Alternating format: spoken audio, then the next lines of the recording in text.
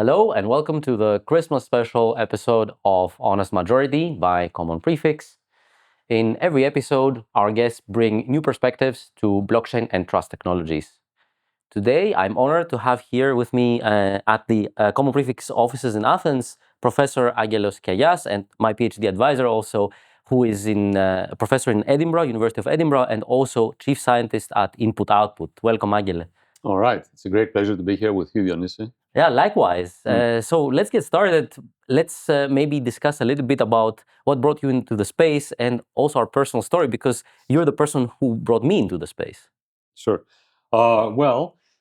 Cryptography has been a passion of mine for a very long time. So I got, like the bug, if you want to call it like this, or I got the excitement about the area when I was an undergrad, a mathematics undergrad at the University of Athens. That was back in, it should have been 1993.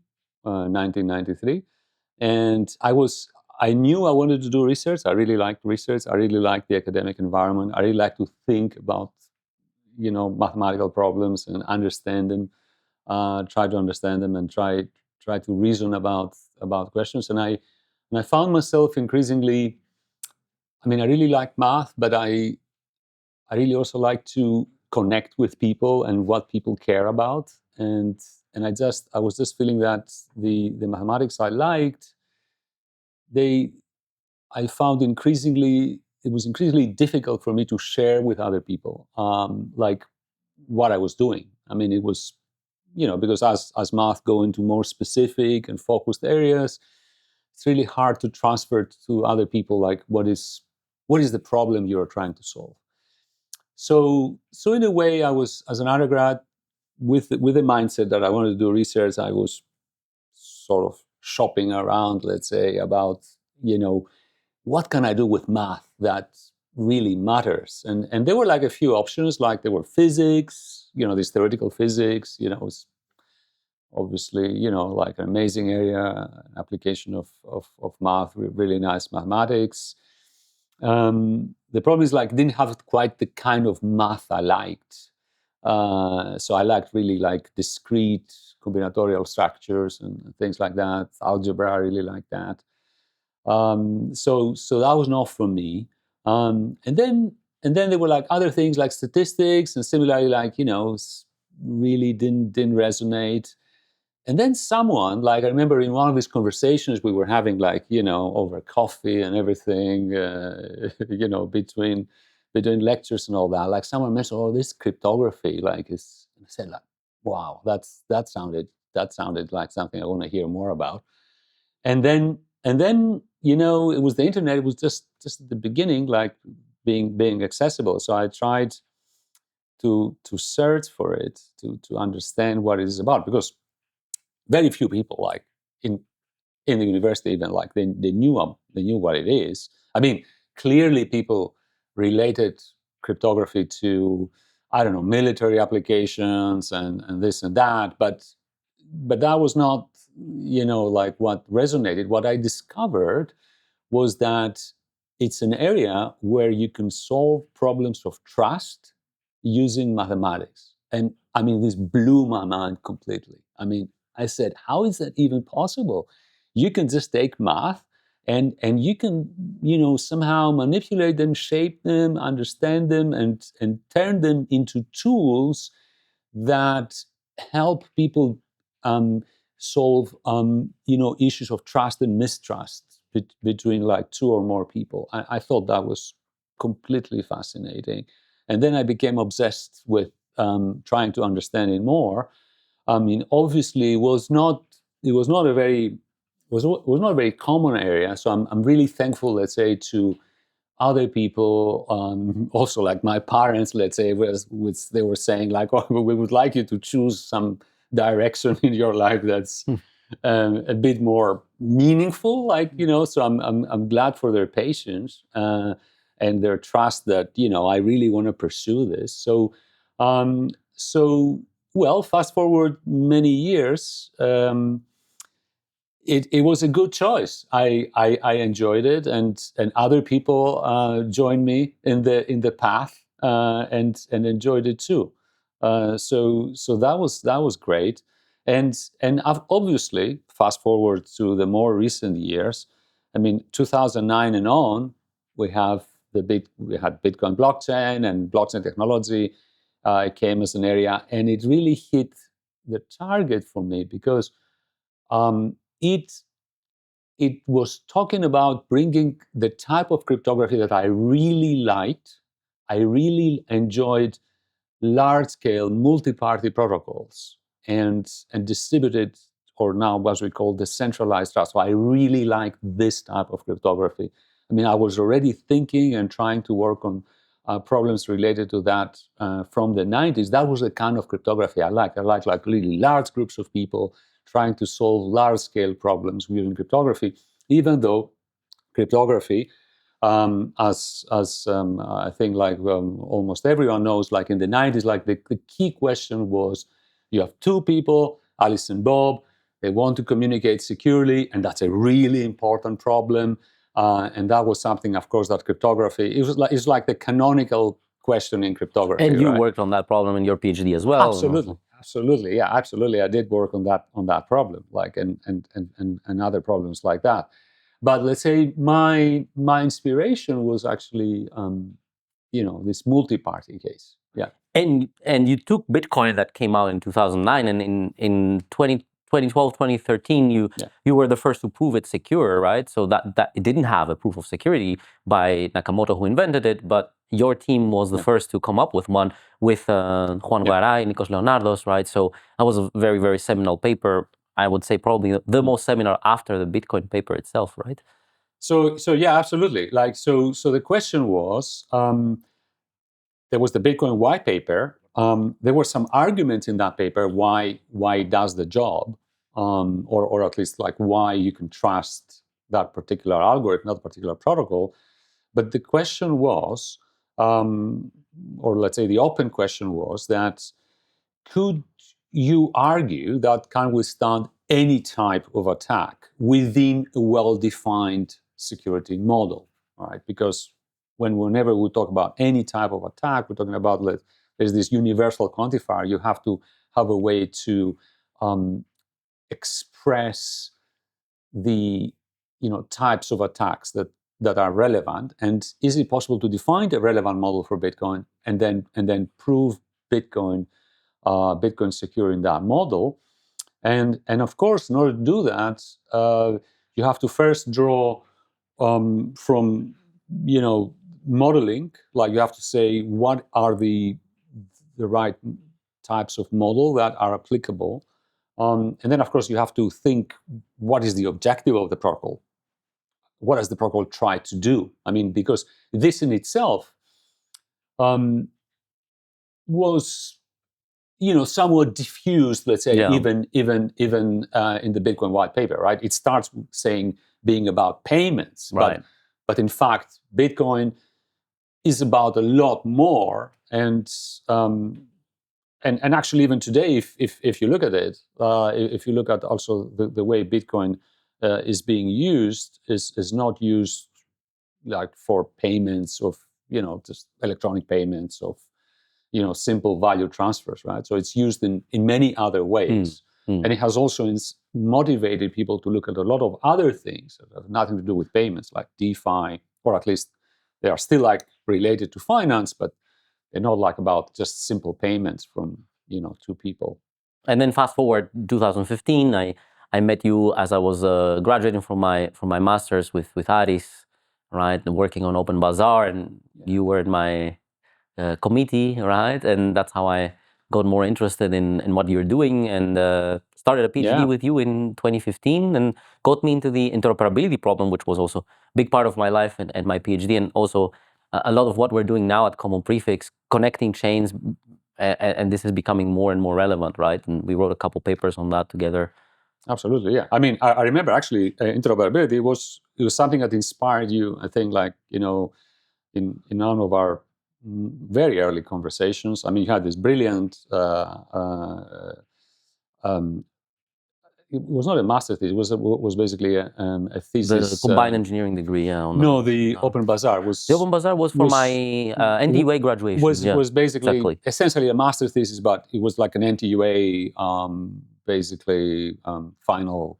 It's not properly called masters, but it's kind of like your fifth year project, like thesis. So that was brilliant. That was very nice because it combined like, all these considerations about trust, multi-party, large scale. It was something I really enjoyed it, and also I really enjoyed how it was drawn to things that people were wanting to actually do in a real system as Open Bazaar. So that was really nice.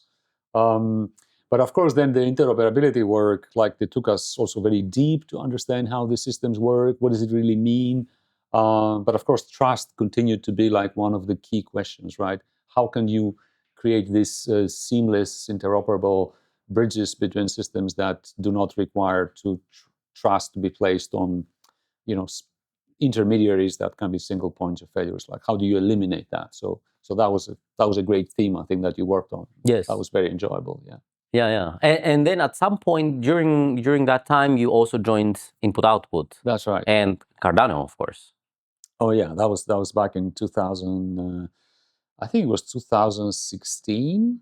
And it was actually the right the right time for me to do this, because I really wanted to do a proof of stake blockchain. I had Ouroboros, the protocol that came to be published in this way just that year, but I was working on it for a couple of years already. Just after, essentially, I started working on it back in 2014. As we were like completing the work on Bitcoin, I really wanted to get a proof of stake protocol.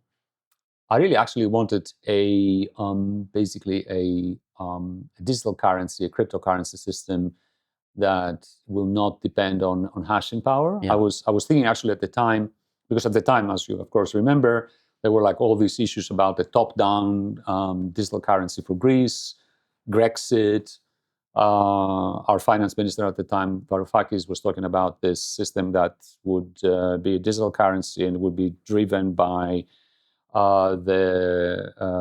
basically the tax, identity and system where everybody that was a Greek citizen, they had tax ID and they had a password and they could log into that system. It would be like a centralized system.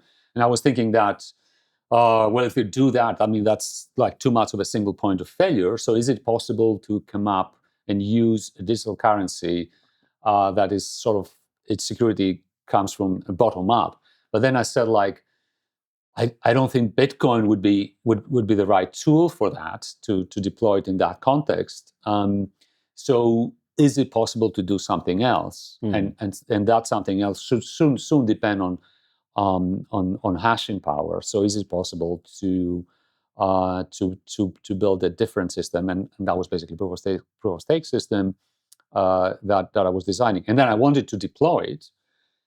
And then, I mean, I realized that it's just writing and deploying a blockchain protocol is a really hard is a really hard project. And then I met Charles Hoskinson, the team at Input Output, which was basically a very, very small team at the time. And they had everything except the protocol. So it was, it fit like a puzzle piece. Yeah, exactly. It was just, I said, well, it's now or never. I mean, I really want to deploy this, and they have the engineers, they have the vision, they have the plan, they have the funding. They just want the protocol. They just want the protocol. And most importantly, Charles and the team at Input Output, then they wanted to develop this science first, peer-reviewed publications. Like, it was exactly the type of thing I wanted to do, because I wanted to communicate that if we build these protocols, we have to communicate the evidence why they can be trusted, and we have to communicate the evidence in a way that other people are able to vet Right. and assess their value. And you were the first to also Yeah. prove proof of stake secure in the Ouroboros That's right. paper, right? So Cardano is based on a system that has provable security, it has vetted security, it has gone through peer review, multiple iterations, right? Ouroboros, Ouroboros Praus, Ouroboros Genesis, etc., etc., all with security proofs and science and engineering working hand in hand, which I think we both very much believe in.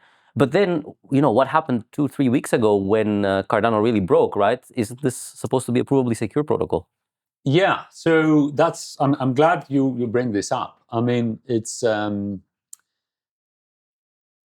well, by all means, it was the most serious incident that happened on Cardano since its launch back in 2017. So there was okay. So what happened exactly? There was a bug in the code, and the bug basically made it so it was possible to post a transaction that was malformed. So that transaction was not supposed to. I mean, it would have been normally it should have been rejected. It was not a properly formed transaction. But it so happened that a number of versions of the full node didn't catch that. So essentially, the validity of the ledger rules, let's say, had essentially split the full nodes, the active full nodes of the whole system in two parts. And that's the honest nodes, by the way, right? Yeah. Which is yeah. Exactly. Now, so it's not like, I mean, obviously, that was not a transaction that would have appeared normally. So releasing the transaction to the network was basically an attack against the network. But of course, the nodes then got split. Now, of course, obviously, this raises the question that you just said. I mean, the protocol is meant to be secure, but of course, now what's happening in this case is that you are driving the protocol to a pretty difficult setting, because consensus, which is at the core, is the core problem of all these systems, is predicated on the fact that you agree on ledger rules. Yeah. Like, if you don't agree on ledger rules, then obviously consensus is impossible, right? Because we're not going to agree on the content that we want to put. So if we want to put the red content, you want to put the blue content, then obviously there's no way for us to agree. We have to agree on the content. Now, however, and that's actually, it was a great opportunity to showcase the way we modeled Ouroboros, because Ouroboros was modeled with a very, you might say, even extreme perspective on what can go wrong. So, just to make this, to make the story sort of very short in one sentence, the thing that happened is anticipated in parts of the wider threat model within which we have analyzed the protocol. And what was the outcome of the attack was that the protocol healed exactly as it was designed and anticipated that it will do, given the circumstances of that particular incident. So now, the longer story now is that the system, for a number of hours on that day back in November, it forked, exactly because of this disagreement in the ledger rules. And that, if you look at it from our threat modeling perspective, it essentially created two chains. One chain, you can think of it as an adversarial chain, not because the nodes that were serving it were adversarial themselves, but it was adversarial in the sense that it was accepting a transaction that was not valid.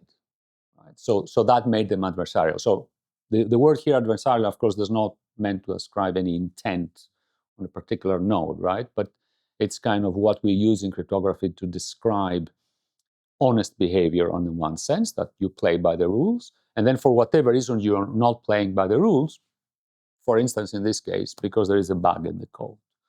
And interestingly, and that's now the fascinating part, is that the amount of nodes, at least at the beginning of the attack, the amount of nodes that were running the bad version, let's say, was over 50%.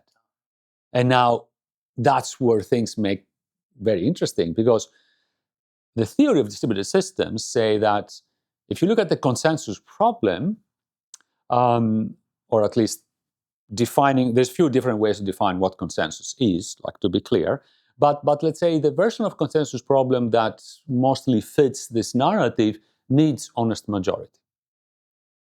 And suddenly you have like over honest majority of nodes trying to do something, which effectively now seems like an attack. And by the way, I should mention that this attack actually, or what was happening, was effectively an attack in the sense that the malformed transaction was also potentially breaking other things, applications that are sitting on top of the blockchain, right? Because its format is not the appropriate one. So if you try to parse it, depending on what your application is doing on top of the blockchain, your application might find itself in, sort of like a bad territory. So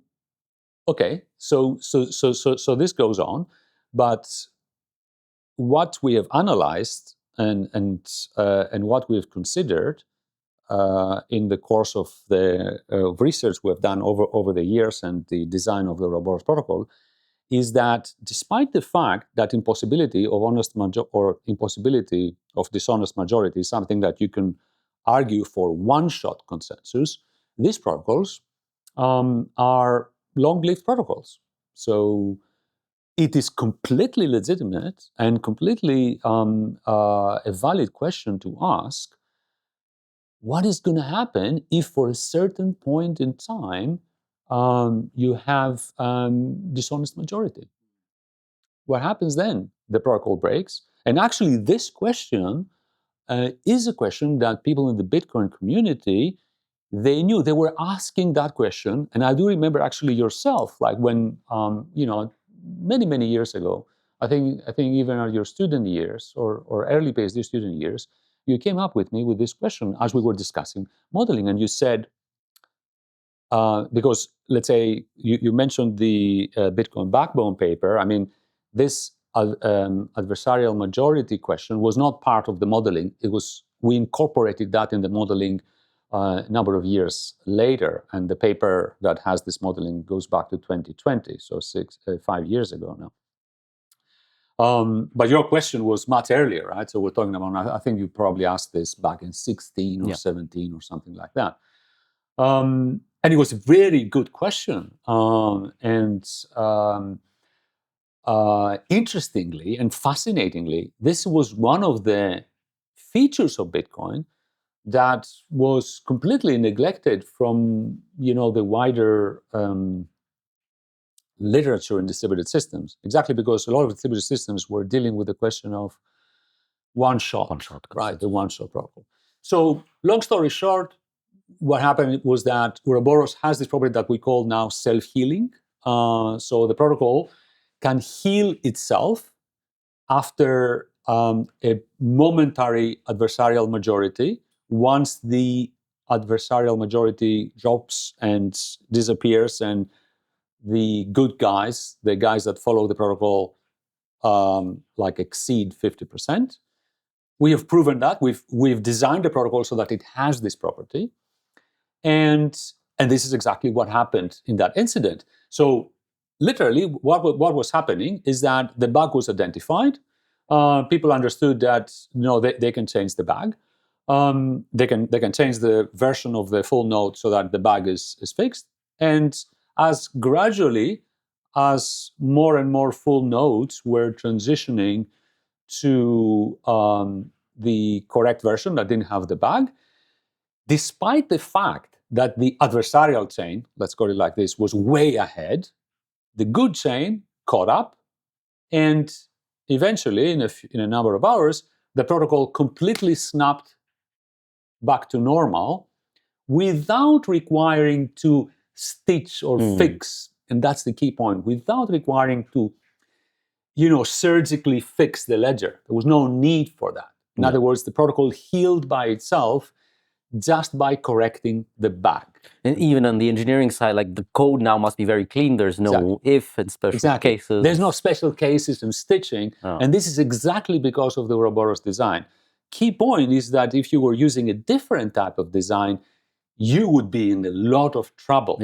Because there were actually over 2/3 of the active nodes were doing this. So if you were running a finalization type of gadget that would actually finalize the transaction with the bag, then you would be in much more trouble, because you would have then to surgically stitch and correct that and somehow suffer the fact that you have finalized something that is incorrect.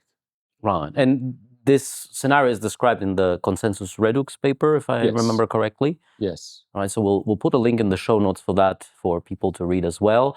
But from what you told me, the Ouroboros Genesis protocol already had this healing property even before the analysis in the redux paper. Yeah. So because we designed it with the view that it should have this property, but it was not proven in the Genesis paper. It was proven in a paper that came after that, the Consensus Redux paper, back in 2020.